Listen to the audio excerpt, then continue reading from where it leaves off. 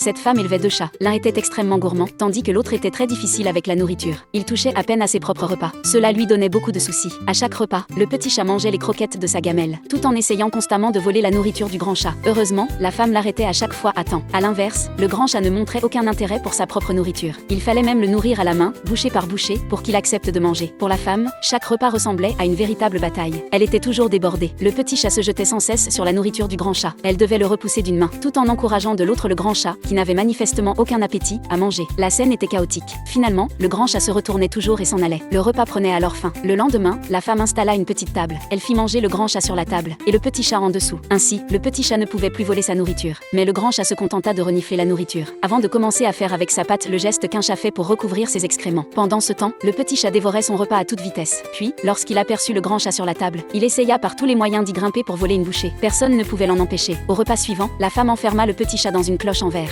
Mais même coincé à l'intérieur, il gardait les yeux fixés sur la nourriture. Le grand chat ne mangea que 2 bouchées avant de s'arrêter. Le petit gourmand comprit immédiatement que tout le reste de la nourriture lui reviendrait, pour voir si le petit chat mangeait vraiment de tout. La femme apporta une margose. Le grand chat la regarda une seule fois avant de s'enfuir. Dès que le petit chat entendit parler de nourriture, il accourut. La femme en mordit d'abord un morceau. En voyant cela, le petit chat essaya aussi d'en croquer un gros bout, mais il découvrit que la margose était trop dure à mâcher. Finalement, la femme lui en cassa un petit morceau. À sa grande surprise, il le mangea avec beaucoup d'appétit. Ensuite, elle sortit un gros chou-fleur. Dès que le grand chat le vit, il bondit pour s'éloigner. Le petit chat, lui, accourut à toute vitesse. Il regarda l'énorme chou-fleur, sans savoir par où commencer. La femme lui montra alors l'exemple en croquant un gros morceau. Le petit chat ouvrit aussitôt grand la bouche et se mit à le mâcher. Le bruit croquant de sa mastication était particulièrement net. Plus tard, un jour, elle apporta un durian. Avant même de l'ouvrir, le grand chat sentit son odeur et disparut immédiatement. Le petit chat s'approcha pour le renifler. Il afficha alors une expression de dégoût. Finalement, lui aussi s'éloigna. Quelqu'un n'aurait-il une astuce pour concilier les goûts alimentaires totalement opposés de ces 2 chats? Et pour finir, un petit bonus. Avec le temps, le petit chat s'est progressivement habitué à l'odeur du durian. À la fin, il a même mangé le durian.